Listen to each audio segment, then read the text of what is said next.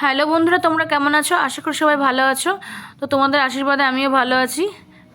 দেখো বন্ধুরা, আমি আজকে একটা রেসিপি নিয়ে চলে এসেছি, চিকেনের রেসিপি। তো আমি তেলটাকে গরম করে এর মধ্যে যা যা লাগে পেঁয়াজ, রসুন, আদা, জিরে, শুকনো লঙ্কা, ধনিয়ার গুঁড়ো সব কিছু দিয়ে ভালো করে কষিয়ে নিয়েছি মশলাটাকে। তারপরে দেখো চিকেনটাকে দিয়ে দিচ্ছি।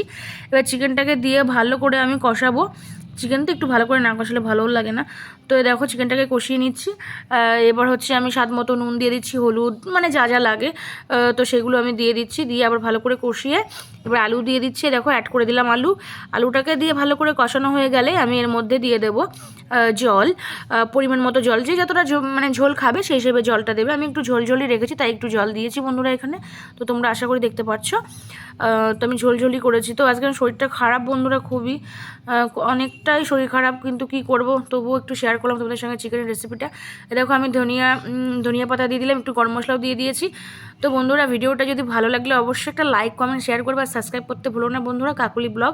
তো বন্ধুরা, আবারও আসবো তোমাদের সঙ্গে একটা ভিডিও নিয়ে। তো আজকের পর্যন্ত টাটা।